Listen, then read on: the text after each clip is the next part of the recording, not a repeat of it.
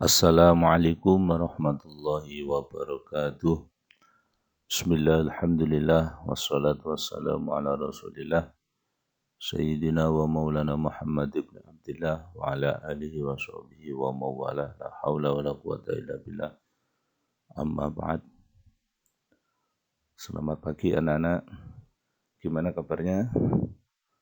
Semoga anak-anak dalam keadaan sehat walafiat sehingga bisa mengikuti seluruh pembelajaran kita pada pagi hari ini. Untuk materi kali ini kita bertemu kembali dengan materi fikih yang khusus untuk hari ini kita akan membahas tentang macam-macam alat dalam bersuci. Sebelum kita memasuki materi, alangkah baiknya kita berdoa terlebih dahulu. Semoga kita selalu dalam lindungan Allah Subhanahu wa taala, selalu diberi kesehatan, diberi kekuatan sehingga kita bisa mengikuti seluruh pembelajaran dan mendapatkan ilmu yang barokah, ilmu yang bermanfaat. Amin Allahumma amin. Ala hadin niyah wa ala kulli niyatin shalihah biridhaillah wa bisyafaati Rasulillah Muhammadin sallallahu alaihi wasallam. Al-Fatihah. A'udzu billahi minasyaitonir rajim. Bismillahirrahmanirrahim. Alhamdulillahi rabbil alamin arrahmanir rahim maliki yaumiddin iyyaka na'budu wa iyyaka nasta'in ihdinas siratal mustaqim siratal ladzina an'amta 'alaihim ghairil maghdubi 'alaihim waladdallin amin.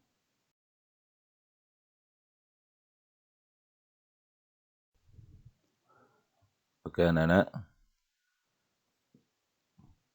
kita sekarang melanjutkan materi pertama kemarin masih dalam bab thaharah atau sesuci. Khusus pagi ini kita mempelajari tentang alat-alat yang digunakan untuk bersuci, baik dari najis dan hadas kecil maupun hadas besar. Ini kompetensi dasar yang akan kita pelajari, indikator materi kita pada pagi hari ini. Kita lanjut. Alat untuk bersuci. Alat yang digunakan untuk bersuci ada 3 macam. Yang pertama adalah air. Ya, seperti yang kita lakukan setiap hari. Kita wudhu menggunakan air. Kita membersihkan najis, mensucikan benda yang terkena najis juga menggunakan air. Dan sebagainya, ini sudah lumrah dan sudah maklum kita gunakan setiap hari. Alat yang bisa digunakan untuk bersuci selanjutnya adalah batu. Ketika istinja atau bersuci dari kotoran setelah kencing maupun buang air besar, bisa bersuci dengan menggunakan batu. Kemudian selanjutnya benda padat selain batu. Ini yang ketiga, bisa menggunakan benda-benda padat yang lain selain batu, bisa menggunakan tisu, bisa menggunakan kelereng dan sebagainya. Ya, nanti ada syarat-syaratnya benda padat apa aja yang bisa digunakan untuk bersuci. Oke, kita sekarang bahas tentang macam-macam air. Air ternyata dilihat dari hukumnya dan penggunaannya ada macam-macam kategorinya. Yang pertama adalah air yang suci dan dia mensucikan. Jadi airnya suci dan bisa digunakan untuk mensucikan benda lain yang terkena najis dan tidak makruh digunakan untuk sesuci. Istilahnya tohir mutohir ghairu makruh. Air ghairu makruh istimalu. Air yang suci mensucikan dan tidak makruh digunakan untuk sesuci. Ini kategori macam air yang pertama. Macam-macam air yang kedua adalah Air yang suci mensucikan, akan tetapi air tersebut makruh digunakan untuk sesuci. Walaupun air tersebut itu suci hukumnya dan bisa digunakan untuk sesuci, mensucikan benda yang terkena najis, akan tetapi air tersebut makruh digunakan untuk sesuci. Istilahnya tahir mutahhir makruh, ay makruh istimaluh, yaitu air suci mensucikan tetapi makruh digunakan untuk sesuci. Macam air yang ketiga adalah air yang suci tapi air tersebut tidak mensucikan, tidak bisa digunakan untuk mensucikan benda lain yang terkena najis. Istilahnya tohir ghairu mutahhir, suci tapi tidak mensucikan. Terus kategori macam air yang keempat adalah air yang terkena najis. Air yang terkena najis, istilahnya mutanajjis. Air yang terkena najis. Ini macam-macam air dilihat dari hukum dan penggunaannya. Ada 4. Air yang suci mensucikan dan tidak makruh digunakan untuk sesuci. Yang kedua, air yang suci mensucikan tetapi makruh digunakan untuk bersuci. Yang ketiga, suci tidak mensucikan. Yang keempat adalah air yang terkena najis. Kita lanjut.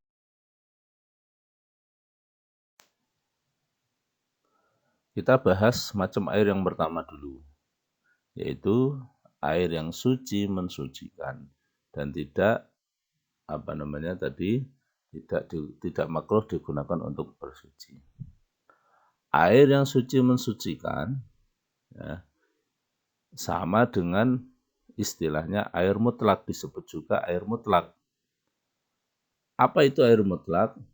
Air mutlak itu ada 2 macam. Yang pertama adalah air yang turun dari langit. Yang kedua adalah air yang keluar dari bumi. Ini 2 kategori yang disebut dengan air mutlak atau air yang suci mensucikan. Itu ada 2 macam modelnya. Yang pertama air yang turun dari langit secara langsung, dan yang kedua air yang keluar dari bumi. Nah, berarti ketika kita mengklasifikasi 2 model air tersebut yang keluar dari langit dan keluar dari bumi, itu ada 7 macam air mutlak. Air mutlak ada 7 macam. Yang pertama adalah air hujan, yang kedua adalah air es atau air salju, yang ketiga adalah air embun, yang keempat adalah air laut, yang kelima air sungai, yang keenam air sumur, dan yang terakhir adalah mata air. Di 7 macam ini disebut air mutlak, air yang murni, air yang belum berubah, yang sesuai dengan penciptaan awalnya. Segala macam air yang mutlak ini, 7 macam ini, bisa digunakan sesuci. Semuanya bisa. Kita mau bersuci, berwudu dengan menggunakan air hujan, boleh. Dengan menggunakan air es atau air salju, boleh. Air embun, boleh. Air laut, boleh. Semuanya boleh. Tapi dengan syarat 3 sifat aslinya, baik warna, rasa, bau, itu tidak mengalami perubahan. Jadi masih asli, masih murni sesuai dengan penciptaannya. Jadi 7 macam air ini disebut air mutlak dan boleh digunakan sesuci dengan syarat sifatnya tidak ada yang mengalami perubahan. Itu kategori yang pertama. Sekarang kita bahas kategori yang kedua, yaitu air yang suci mensucikan akan tetapi hukumnya makruh untuk digunakan. Apa itu? Ya sama kayak tadi, air yang suci mensucikan itu tadi disebut dengan air mutlak. Ya 7 macam tadi. Akan tetapi 7 macam tadi kondisinya itu airnya sangat panas atau airnya sangat dingin. Contoh air es tadi, air es atau air salju boleh kita gunakan sesuci. Akan tetapi jika kondisi airnya masih sangat dingin, itu makruh digunakan untuk berwudu. Jadi kita diamkan dulu airnya, setelah airnya suhunya normal, baru kita gunakan untuk sesuci. Atau air semisal air keran. Air keran pada siang hari di musim panas, ya, di musim panas kondisinya airnya itu sangat panas sekali. Nah itu ketika airnya sangat panas, kita gunakan untuk sesuci boleh, kita gunakan untuk mandi boleh, kita gunakan untuk mencuci pakaian yang terkena najis boleh. Akan tetapi jika kondisinya sangat panas, itu airnya walaupun suci mensucikan, tetapi makruh digunakan untuk bersuci. Jadi ya ketika kita menemukan seperti itu, kita diamkan dulu airnya sampai suhunya kembali normal dan bisa digunakan untuk bersuci. Ini kategori yang kedua, air suci mensucikan, tetapi makruh digunakan. Nah, arti makruh sendiri itu lebih baik ditinggal. Makruh adalah perkara yang boleh dikerjakan boleh, akan tetapi yang lebih baik adalah ditinggalkan, tidak usah dikerjakan, itu namanya makruh.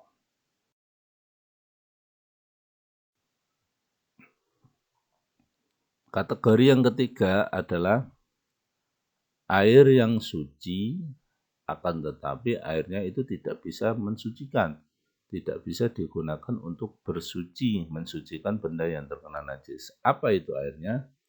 Ada 3 macam. Air yang suci akan tetapi tidak bisa mensucikan benda lain yang terkena najis. Yang pertama adalah air mustakmal. Apa itu air mustakmal? Yaitu air yang sedikit, istilahnya sedikit itu kurang dari 2 kula. 2 kula kalau istilah dulu, sekarang dikonversi menjadi liter, kurang lebih ukurannya 270 liter. Yang sudah digunakan untuk sesuci wajib. Jadi semisal kita mempunyai airnya itu kurang dari 270 liter. Contoh air 1 ember lah. 1 ember itu tidak sampai mencapai 270 liter. Kita sesuci wudhu semisal di air ember, airnya sedikit, kurang dari 2 kula, tidak ada 270 liter, kita gunakan untuk sesuci wudhu semisal. Kita gunakan untuk wudhu, basuhannya, ya, kita mengambil air terus membasuh wajah. Air yang melewati wajah ini disebut dengan air mustakmal. Jadi air yang sudah mengalir dari wajah ini tidak bisa dikumpulkan, kemudian digunakan sesuci, membasuh tangan, itu tidak boleh. Nah, hukumnya walaupun airnya itu suci, tetesan dari wajah ini suci, akan tetapi airnya disebut air mustakmal. Air yang sudah digunakan untuk bersuci, tidak boleh digunakan untuk bersuci lagi. Nah, di sini yang perlu digarisbawahi adalah digunakan sesuci wajib. Wudhu itu membasuh muka yang sering kita lakukan itu 3 kali. Yang wajib hukumnya adalah basuhan yang pertama saja. Basuhan yang kedua dan basuhan yang ketiga itu hukumnya sunnah. Jadi yang disebut mustakmal ini air tetesan dari wajah semisal, itu yang pertama saja. Yang kedua dan yang ketiga itu tidak disebut dengan air mustakmal. Terus selanjutnya yang kedua, air yang masuk kategori suci tapi tidak bisa mensucikan, yaitu air dari tumbuh-tumbuhan. Semisal getah pisang. Jadi pohon pisang itu kan ketika getahnya dikumpulkan itu banyak airnya. Kemudian air semangka dan air jeruk dan sebagainya, itu airnya suci. Airnya suci, akan tetapi airnya tersebut tidak bisa digunakan untuk mensucikan benda lain yang terkena najis. Yang ketiga, air yang suci akan tetapi salah satu sifat asli airnya, baik warna, rasa, maupun bau, salah satunya itu berubah.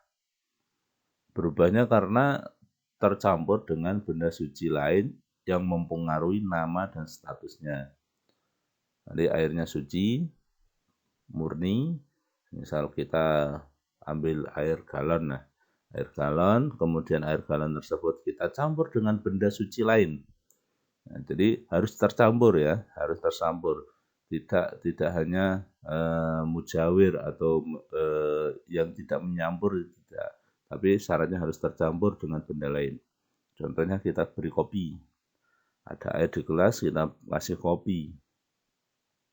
Akhirnya air tersebut itu berubah warnanya menjadi hitam. Dan rasanya juga pahit. Nah, ini sifatnya berubah, sifat asli airnya berubah. Warnanya berubah, rasanya juga berubah, baunya juga berubah. Apalagi ini perubahannya tiga-tiganya.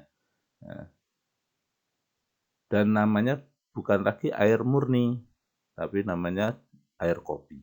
Nah, teh, air kita kasih teh, kita kasih jahe, dan yang lain, sehingga salah satu sifatnya itu ada yang berubah, maka airnya sudah tidak lagi bisa digunakan untuk bersuci. Jadi salah satunya saja, semisal warnanya kita ada air di ember, kita kasih pewarna makanan. Rasanya masih sama, tawar, baunya juga sama, seperti air normal, tidak berbau dan sebagainya. Akan tetapi warnanya berubah. Ya, warnanya berubah, semisal kita kasih warna merah, warna airnya berubah menjadi merah. Nah, ini airnya hukumnya masih tetap suci, akan tetapi tidak bisa digunakan untuk bersuci. Ini kategori macam air. Yang ketiga, air suci akan tetapi tidak bisa digunakan untuk bersuci.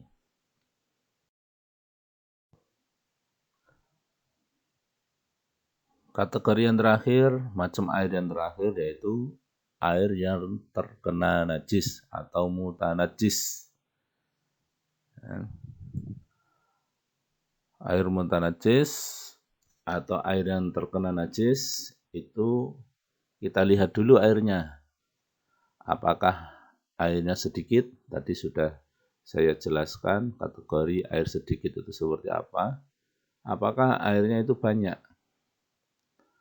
Sedikit tadi, ya, air dinamakan sedikit itu jika airnya kurang dari 2 kula atau tidak ada 270 liter, kurang lebih. Jika ada air sedikit, kemudian air tersebut terkena najis. Contohnya terkena cipratan air kencing. Contoh lain semisal terkena kotorannya ayam dan sebagainya.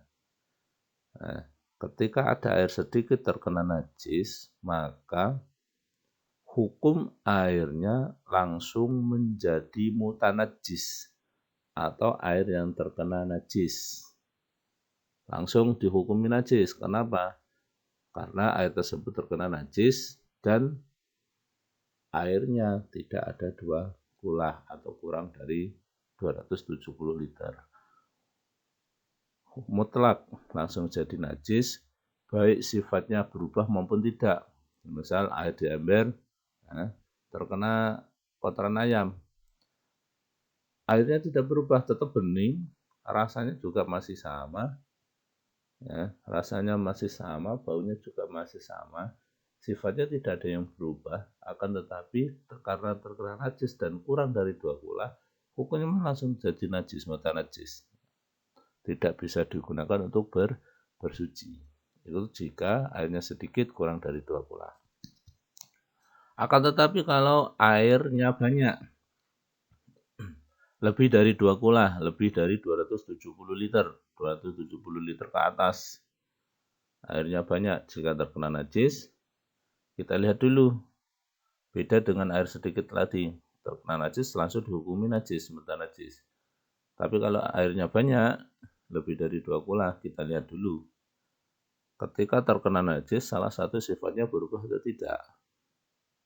Jika tidak berubah, maka hukumnya suci dan mensucikan. Masih bisa digunakan untuk sesuci. Contohnya, zaman dulu, setiap masjid, mushola itu tempat wudhunya itu berupa kulah. Jadi kotak besar gitu, ya, airnya itu banyak, ya, banyak kecemplungan kotoran-kotoran cicak, kotoran yang lain, mengendap di bawah. Karena airnya itu banyak dan sifatnya tidak ada yang berubah, maka hukum airnya tetap suci, mensucikan, boleh digunakan untuk berwudu.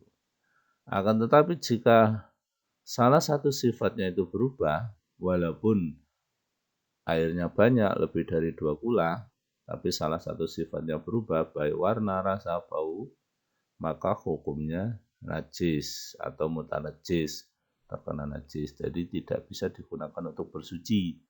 Jadi ini hukum jika airnya itu banyak. Kita lihat dulu, berubah sifatnya atau tidak. Jika berubah, hukumnya najis. Jika tidak berubah, hukumnya tetap suci, mensucikan. Jadi semisal ada air di kula, terkena bangkai, semisal terkena bangkai tikus, bangkai tikus nyemplung di dalam kula air yang banyak itu. Jika sifatnya berubah, maka hukumnya najis. Jika tidak ada yang berubah, maka hukumnya suci dan mensucikan.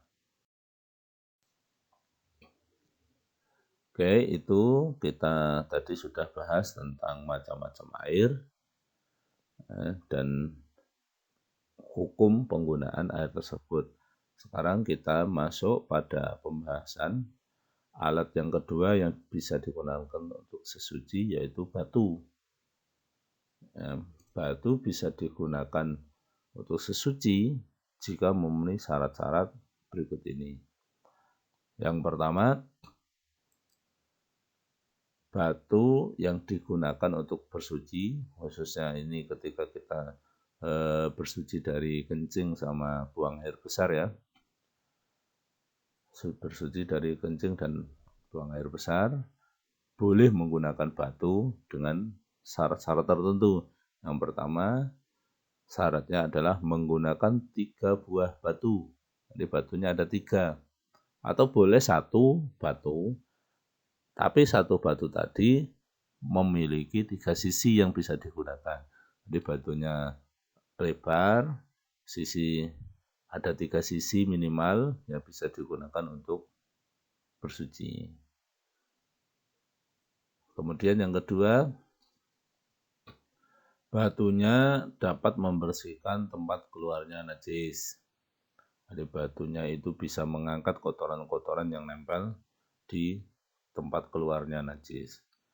Yang ketiga, najisnya belum kering. Misal kita buang air besar, setelah selesai langsung kita istinja atau membersihkan tempat kotorannya dengan menggunakan batu, itu najisnya belum kering, belum lama, jadi langsung dibersihkan. Terus yang ketiga, najisnya belum pindah tempat. Misal buang air besar, najisnya itu tidak pindah tempat. Misal nempel di kaki dan sebagainya, ketika sudah pindah tempat tidak bisa digunakan, disucikan dengan batu. Selanjutnya, najisnya tidak tercampur atau tidak terkena najis yang lain. Jadi masih murni najis kotoran, yang kotorannya saja, najis najis kencing, ya airnya saja, tidak tercampur dengan najis yang lain. Jika tercampur tidak bisa dibersihkan atau disucikan dengan menggunakan batu. Syarat selanjutnya, najis yang keluar tidak merembet ke tempat lain. Dan yang terakhir, batu yang digunakan tidak basah, ya. Tidak basah dan batunya suci, tidak terkena najis.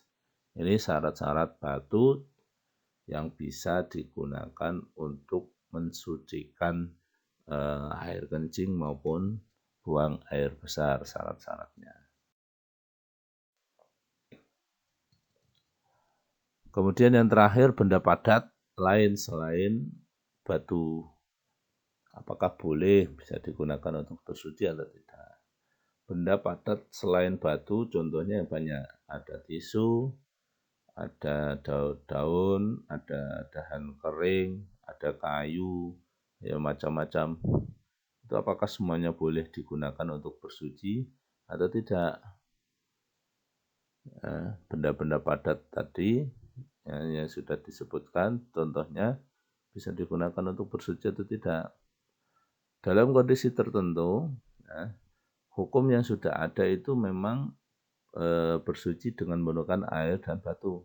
Tapi dalam kondisi tertentu, jika tidak ada air maupun batu yang digunakan untuk bersuci, maka dalam hukum fikih itu ada istilahnya qiyas, analogi qiyas.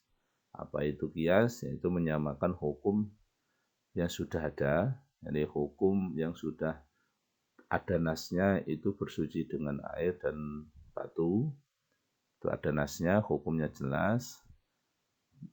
Dan ada hukum yang tidak jelas, tidak disebutkan dalam nas, yaitu bersuci dengan menggunakan tisu. Zaman Kanjeng Nabi belum ada tisu. Menggunakan batu dan menggunakan benda padat lain, itu tidak ada hukum nasnya.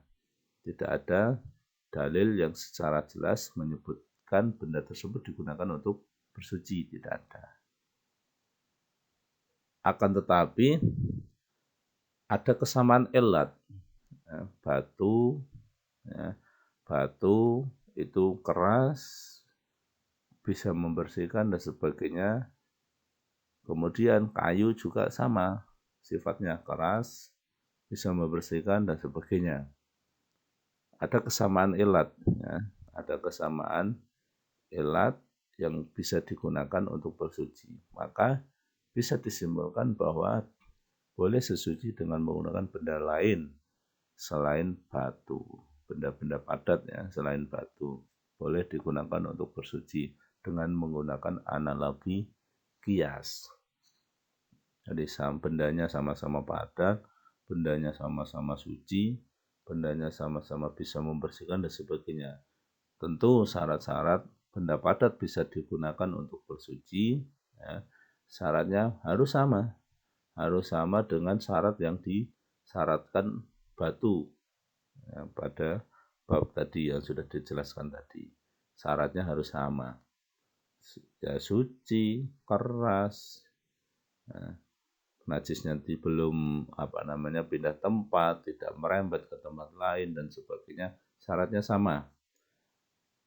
Di sini ditambah lagi benda lain selain batu, benda yang digunakan itu bukan termasuk benda yang muhtaram, benda yang dimuliakan dalam syariat, seperti makanan, tulang, dan lain-lain itu tidak boleh digunakan untuk bersuci jika bendanya muhtaram atau tulang hewan lain atau anggota tubuh hewan dan sebagainya itu tidak boleh digunakan untuk bersuci walaupun bendanya itu keras. Jadi syarat benda lain selain batu boleh digunakan untuk sesuci, ini syaratnya. Mempunyai sifat yang disyaratkan oleh batu. Jadi syarat batu dan syarat benda lain itu sama, kemudian ditambah dengan benda tersebut bukan benda yang muhtaram atau dimuliakan.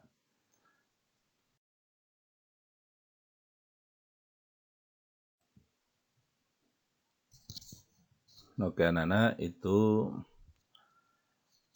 pembahasan tentang alat-alat yang digunakan untuk bersuci. Sudah kita jelaskan semua. Sekarang untuk mengasah kompetensi dan pengetahuan kita dalam memahami bab taharah ini, silakan anak-anak kerjakan uji kompetensi yang berada di dalam modul halaman 13 sampai dengan halaman 16. Tetap semangat ya.